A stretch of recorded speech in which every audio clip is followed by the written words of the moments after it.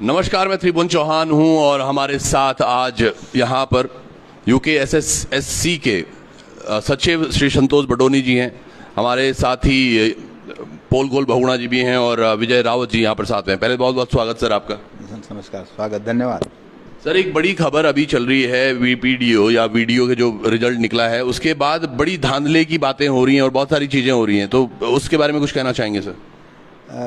मैं दो बातें कहना चाहता हूं कि ये जो भी बातें चल रही हैं ये सोशल मीडिया में चल रही हैं, जो एक तरह से जिम्मेदारी का भरा मीडिया नहीं है।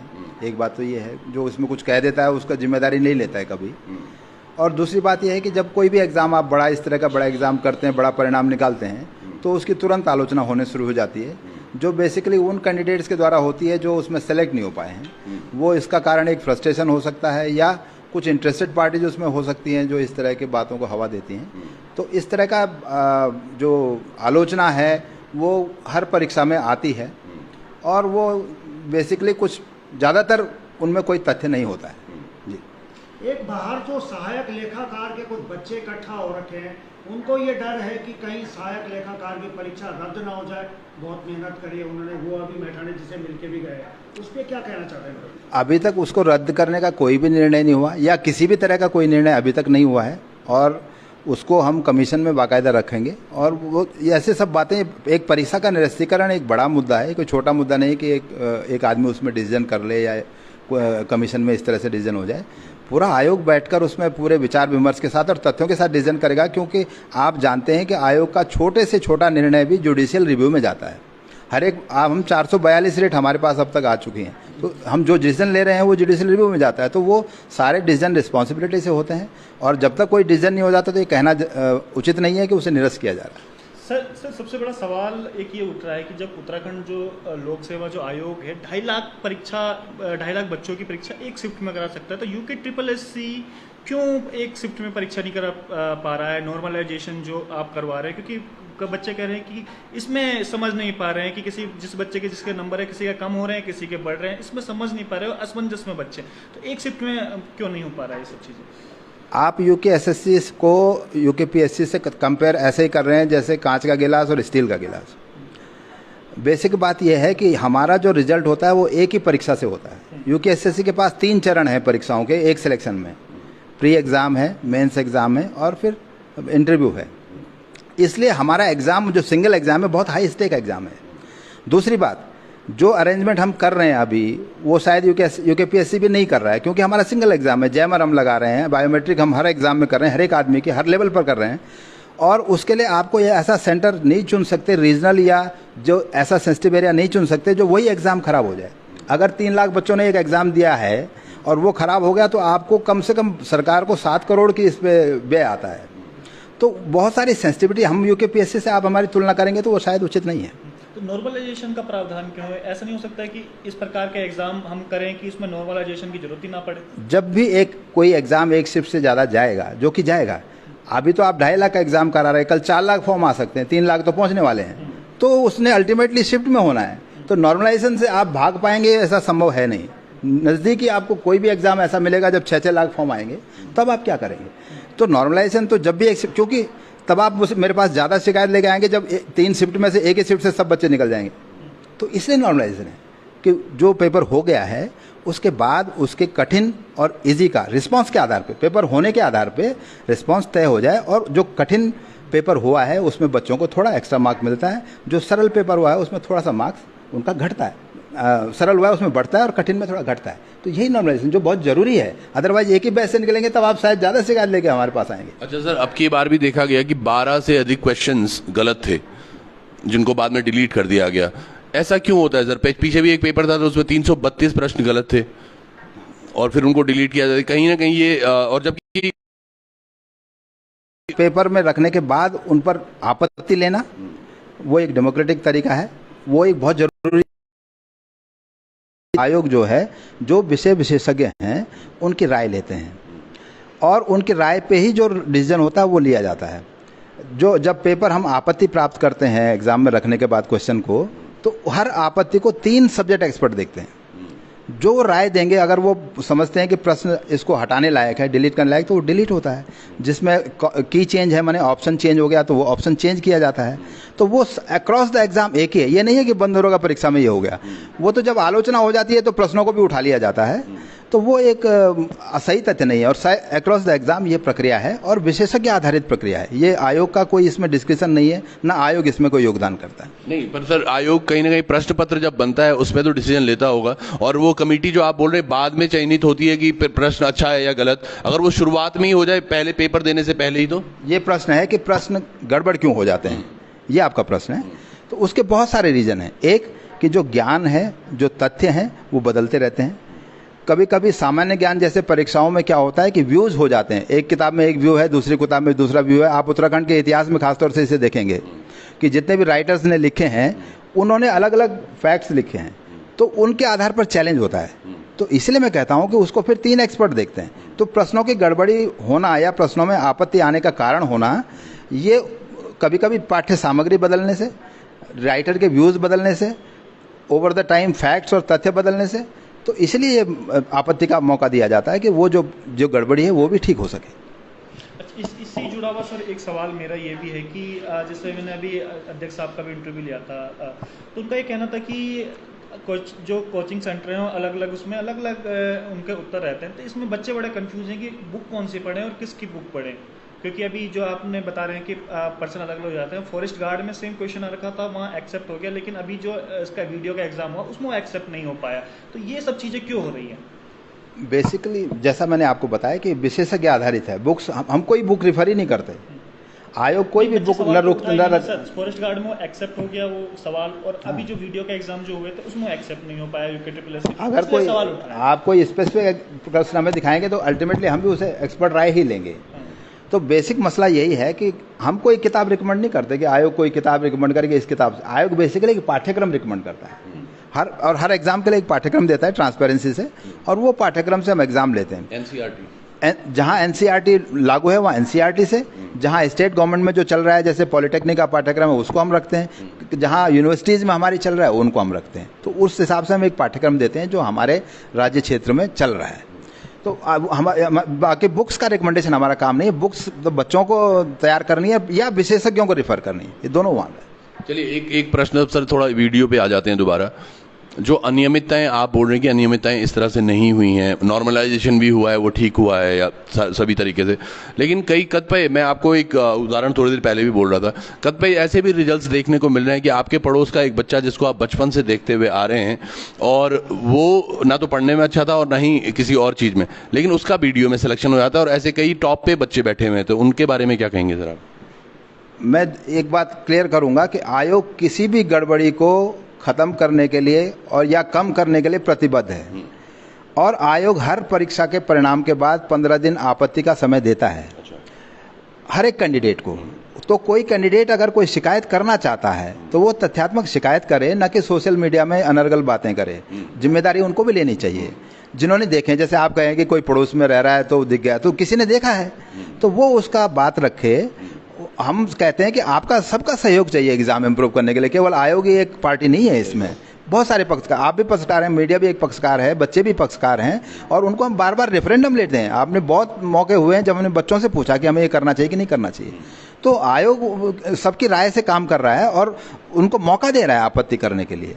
तो वो ऐसी आपत्ति है तो तथ्यात्मक आपत्ति आयोग को दें, तो जरूर आयोग उसमें कार्रवाई। तो ये किस तरीके से दे सकते हैं सर, जो जिस किसी को देना होगा वो आपके पास किस तरह से, पत्र के माध्यम से या फिर? पत्र के माध्यम से दे सकते हैं। हमारा ईमेल हर बच्चे को मालूम है, ईमेल पर दे सकते हैं। तो वो दोनों माध्यम से हमें दे सकते हैं।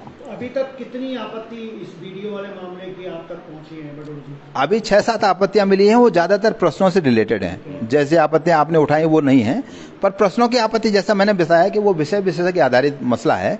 तो जो अगर, और उसका मौका एक बार मिलता है, अगर बार बार आप ये प्रोसेस नहीं कर सकते, अदरवाइज अभी आपने इनका ले लिया, चेंज हो गया, फिर दूसरे को कहेंगे कि ये चेंज आपने गलत कर दिया। तो एंडलेस भी ये प्रोसेस नहीं रखा जा सकता, अदरवाइज हम रिजल्ट ही नहीं निकाल पाएंगे। तो इसलिए वो एक बार हो चुका है, तो वो जो अगर एक्सपर्ट्स ने उसे देखा है तो हम उनको बता देंगे कि भाई इसमें एक्सपर्ट की राय। तो इसमें आपत्ति के लिए कोई समय सीमा निर्धारित की हुई है कि इतने समय तक आपत्ति लेंगे, जिसकी भी कोई आपत्ति हो इतने तारीख तक दे दें, उसके बाद नहीं ले पाएंगे? जिस दिन हमने रिजल्ट निकाला है उसके 15 दिन तक का समय हम सब रिजल्ट्स में देते हैं। वो दो कारण है उसे देने के। एक कि 2.5 लाख के बच्चों के डेटा के इससे रिजल्ट किया, डेटा से उठाता है रिजल्ट को, तो कोई बच्चा हो सकता है कैटेगरी वाला छूट जाए जिसके नंबर भी हैं, वो आपत्ति करना चाहे। दूसरी तरह की ये आपत्ति हो सकती है जो आप कह रहे हैं कि हमें और आपत्ति है इस परिणाम पर, तो वो आपत्ति भी वो दे सकते हैं। नहीं सर, एक बड़ा अब ये तो आम जनता है जिनके हम प्रश्न आप तक पहुंचा रहे हैं, उसमें एक ऐसा भी था कि 2016 में एक व्यक्ति ने पेपर दिया था, तब उसका 8वां नंबर आया था, और अब फिर दिया है तो उसका अब 3रा नंबर आया है, जबकि 2016 में अनियमितताओं के बाद वो पेपर कैंसिल करा दिया गया था। तो 2016 से लेकर 2022 तक उस व्यक्ति ने और पेपर नहीं दिए, अगर दिए भी हैं तो मुझे ध्यान शायद आ रहा है कि बंदरोगा में उनके केवल 46 नंबर हैं और यहाँ पर वो टॉप कर रहे हैं। हाँ, तो ये तो ग्रेजुअल बढ़ रहे हैं, आप कह रहे हैं 8 नंबर आए, फिर 46 आए, फिर आप उनके 70-72 या 8वें नंबर पे, 8वें पायदान पे थे वो पहले। अच्छा। आपके रैंकिंग में 8वें पायदान पे थे, अब की बार वो 3रे पायदान पे हैं, लेकिन इससे पहले जो बंदरोगा पेपर हुआ उसमें 46 नंबर है। ये एक कारण नहीं हो सकता। जो बच्चा 6 साल से तैयारी कर रहा है तो कोई बच्चा कभी भी इम्प्रूव कर सकता है, और एग्जाम, हर एग्जाम अलग अलग होता है। कोई एग्जाम किसी के लिए अच्छा हो जाता है, यही एग्जाम दोबारा होगा तो दूसरे कैंडिडेट के लिए अच्छा हो सकता है। तो एग्जाम का एक एग्जाम, हर एग्जाम अलग है, और हर बच्चा इम्प्रूव करता है तैयारी के साथ साथ। तो ये आप नहीं कह सकते कि उसकी तैयारी नहीं थी इसलिए नहीं हुआ, या कोई गड़बड़ी हो गई। गड़बड़ी का कोई तथ्य होना चाहिए, मेरे कहना है। बडोनी जी, जिस तरीके की अफवाहें बाजार में हैं, उसके बाद में आयोग क्या निर्णय लेने वाला है? जिस तरीके की अफवाहें चल रही है मार्केट में बीडीओ भर्ती को लेके, क्या कुछ आयोग सोच रहा है, क्या कुछ करने वाले हैं आप? अफवाहों पे निर्णय लेना तो कोई संभव है ही नहीं जब तक तथ्यात्मक बात ना हो, क्योंकि परीक्षा के बारे में ऐसा निर्णय लेना वो उन कैंडिडेट्स के लिए बहुत ज़्यादा घातक हो जाता है जो सेलेक्ट हुए हैं अपनी मेहनत से। तो उनका भी ध्यान रखना बहुत ज़रूरी है, और कोई भी परीक्षा के लिए जांच का या किसी भी बात का निर्णय लेना अफवाह के आधार पर नहीं हो सकता, या सोशल मीडिया में उठाई गई बातों के आधार पर नहीं हो सकता। जब तक कोई तथ्यात्मक हमारे पास कोई बात नहीं है, आयोग उस पर निर्णय नहीं ले सकता। एक सवाल बहुत देर से सर ये लिख रहे हैं कि बोगरा जी एक सवाल पूछिए, ये पोस्ट कोड 52 की चयन संस्तुति कब भेजी जाएगी? हाँ, वो तो एक चयन संस्तुति हम भेज चुके हैं, और दूसरी चयन संस्तुति भी शीघ्र जारी करेंगे। चलिए, शीघ्र जारी होगी। चलिए, आप लोगों के अगर प्रश्न एक प्रश्न मैं भी तब तक पूछ लेता हूँ, एक तो बहुत जल्दी वन दरोगा का फिजिकल करवाए हुए 3 महीने से रुके हुए हैं हम लोग। हाँ, वन दरोगा में चूंकि माननीय न्यायालय का एक आदेश है कि एक पिटिशनर जो गए हैं उनका मुझे पिटिशन डिसाइड करना है, तो वो भी डिसीजन कुछ दिन में हो जाएगा। उसके बाद वन दरोगा का फिजिकल का कार्यक्रम हम जारी करेंगे। मतलब कब तक आने की उम्मीद है सर? 10-12 दिन में मुझे उम्मीद है कि ये काम हो जाएगा। पुलिस भर्ती को लेके भी सर बहुत सारे के सवाल है, हाँ। उस पर भी हमें बता दीजिए क्या पुलिस भर्ती की हम लोग तो तैयारी कर रहे हैं, और उम्मीद है कि जल्दी हम फिजिकल का कार्यक्रम पुलिस विभाग जारी करेगा और हम एडमिट कार्ड जारी करेंगे। सर, जो सबसे बड़ा सवाल आ रहे हैं वो नॉर्मलाइजेशन को लेकर ही आ रहे हैं कि भाई एक इस शिफ्ट में पेपर होना चाहिए, क्योंकि बहुत कंफ्यूज बच्चे इसमें हो रहे हैं। तो कुछ यूके ट्रिपल भविष्य में ऐसी प्लानिंग कर रहा है कि एक ही शिफ्ट में पेपर कराए जाएं पूरे के पूरे, ताकि कंफ्यूजन उत्पन्न ना हो पाए, किसी के बिल्कुल जिसके जितने नंबर आए हैं उसके उतने नंबर होंगे, कम ज़्यादा नंबर का ये फर्क ना पड़े। देखिए, मैंने जैसे आपको बताया, एक शिफ्ट के एग्ज़ाम फ्यूचर में संभव ही नहीं होंगे, खासतौर से ऑनलाइन एग्ज़ाम तो बिल्कुल संभव नहीं है। क्यों? क्योंकि सारे प्रदेश में कंप्यूटर नोड्स ही नहीं है। तो जितने जो इंफ्रास्ट्रक्चर आपके पास दिया है प्रदेश में है, अवेलेबल है, उसी के बारे में आप बात करेंगे। प्लस एग्ज़ाम की प्योरिटी का बहुत बड़ा मसला है। जैसे मैंने आपको बताया, आपने यूकेपीएससी और हमें कंपेयर किया, तो वो प्योरिटी ऑफ एग्जाम का मसला हमारे लिए बहुत जरूरी, क्योंकि हमारे सिंगल एग्जाम से सिलेक्शन होगा। आप उन पे इल्जाम लगा रहे हैं कि प्योरिटी उनकी ट्रांसपेरेंसी नहीं। हम इल्जाम नहीं लगा रहे हैं, लेकिन हमारे पास एक ही मौका है। हम ये कह रहे हैं कि हमारे पास एक ही मौका है, तो हमें ज़्यादा सतर्क होने की ज़रूरत है। एग्जाम का तो सवाल ही नहीं है। यूकेपीएससी भी बहुत अच्छा सिलेक्शन कर रही है, पर हमारे पास एक है, उनके पास और सारे मौके हो सकते हैं, लेकिन हमारे पास एक मौका है सिलेक्शन का, एक स्टेप है। तो उसी स्टेप को टाइट रखना हमारे लिए बहुत ज़रूरी है, और वो एग्ज़ाम कराने से ज़्यादा ज़रूरी ये बात होती है। एग्ज़ाम तेज़ी से कराएं, बल्क में करा दें, उससे ज़्यादा ज़रूरी होती है कि प्योरिटी से एग्ज़ाम हो।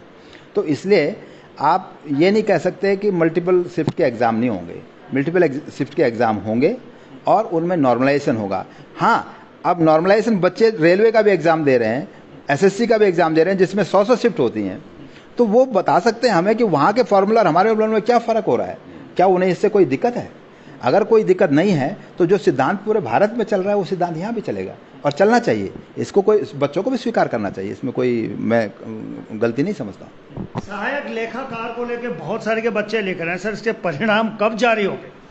मैंने जैसे बताया आपको कि इसमें बहुत सारा, आप जानते हैं, बहुत सारा आंदोलन हुआ, बहुत सारे बच्चों ने कहा इसे कैंसिल करो, तमाम दबाव हुआ, और उसमें हमने एक जांच कमेटी बिठाई है, और सिमिलर वन दरोगा में हुआ है। तो अभी हम वन दरोगा के प्रोसेस में हैं, उसके बाद शायद इस पर भी आयोग निर्णय लेगा। सर एक अंतिम क्वेश्चन भी ले लेता हूँ मैं। बच्चे काफी देर से, एक बच्चे बोले कि थर्ड शिफ्ट के साथ धोखा हुआ है, और थर्ड शिफ्ट में आप कितने लोगों का चयन हुआ है? क्योंकि कहा जा रहा है बच्चों का कि थर्ड शिफ्ट बहुत टफ पेपर था, लेकिन जब नॉर्मलाइजेशन हुआ तो उनके नंबर घटा दिए गए बढ़ाने की वजह। ये बच्चे जो समझ रहे हैं कि कौन चिंता है, इस पर नहीं है, ये रिस्पॉन्स पर है। जब बच्चों ने अपना जवाब दे दिया क्वेश्चन पेपर में, जो नॉर्मलाइजेशन चलता है, बच्चों ने जब जवाब दे दिया, उसके आधार पर दो तरह का मामला है। एक क्वेश्चन हम जब रखते हैं तो पता होता है कि एग्जामिनर उसको एक कैटेगरी देता है, हार्ड और या एवरेज या इजी। लेकिन जब आप एग्जाम हो जाता है तो वही हार्ड इजी हो जाता है रिस्पांस के बाद, उसको ज़्यादा बच्चे अटेम्प्ट करते हैं।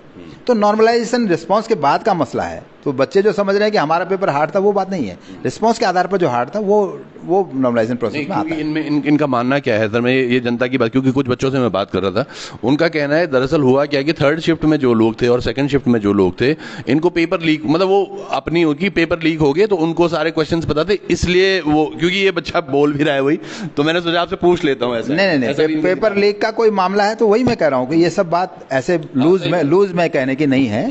कोई तथ्यात्मक बात है तो बच्चे जरूर हमारे पास शिकायत बताएं, तथ्य दें, तभी तो उसकी कुछ जांच होगी। ऐसे कोई जांच भी नहीं हो सकती है। तो अफवाह से कुछ नहीं होगा, और या आपके कहने से नहीं होगा। नॉर्मलाइजेशन का जो सिद्धांत है वो स्टैटिस्टिकल फार्मूला है, और यहाँ नहीं, आईआईएम्स उसको यूज करते हैं, एसएससी उसको यूज कर रही है, यूपी की एसएससी उसको यूज कर रही है। वो फार्मूला हमने लिया है, तो सब जगह जो चल रहा है वो हम कर रहे हैं। तो वो, और सब बच्चों के लिए एक है, ये नहीं कि किसी के लिए अच्छा हो या किसी के लिए बुरा हो, इक्वल है। लास्ट एक सवाल आपसे पूछना है कि जो पुलिस की भर्ती जो आप देने जाएंगे, एक एज की उसमें बात आ रही है, उसमें एज बढ़ेगी कि नहीं बढ़ेगी? बच्चे बड़े कंफ्यूज हैं इस समय कि कितने तक एज रहेगी, एज बढ़ेगी कि नहीं बढ़ेगी उसमें। आयोग को जो स्कीम मिली है, जो अधियाचन मिला है, उसके हिसाब से हमने फॉर्म भरवाया है। एज बढ़ने का मामला राज्य सरकार का है, ये आयोग का नहीं है, क्योंकि ये नियम में परिवर्तन का मामला है। तो ये शायद इसका जवाब राज्य सरकार को देना होगा। अच्छा, अभी तक मतलब अभी तक हमारे पास एज लिमिट वही है, कोई परिवर्तन की सूचना नहीं। चलिए, धन्यवाद सर, समय देने के लिए बहुत बहुत धन्यवाद। जितने भी लोग देख रहे हैं, देखिए एक चीज सर ने बिल्कुल बोली है कि कुछ भी लोगों को अगर प्रॉब्लम है इस पूरे पेपर से, आप लिखित में अपनी जानकारी ईमेल द्वारा या फिर पत्र द्वारा इनसे संपर्क कर सकते हैं, और जिनके बारे में भी जांचें होनी होंगी वो जांचें जरूर होंगी। हम भी चाहते हैं ये पेपर रद्द ना हो, क्योंकि एक तो सर ने जैसे बताया 7 करोड़ रुपए लगते हैं पेपर पूरे कंडक्ट करवाने में, तो ये पेपर रद्द भी नहीं होना चाहिए। लेकिन जो गलत है, अगर ऐसा कुछ पाया जाता है, जो त्रुटियां आपको लग रही हैं, आप आयोग तक लेके आइए। बडोनी जी कहा है कि हम उनको तथ्यात्मक ढंग से और उसमें रचनात्मक तरीके से उसमें जांच की जाएगी। अगर कुछ भी वैलिड होता है तो उन लोगों को, दोषियों को सजा जरूर मिलेगी। यही है ना सर? बिल्कुल। चलिए फिर जुड़े रहिएगा लोकार्पण पर, पर्वत जन पर और पर्वतवाणी पर। बहुत बहुत धन्यवाद सर। धन्यवाद।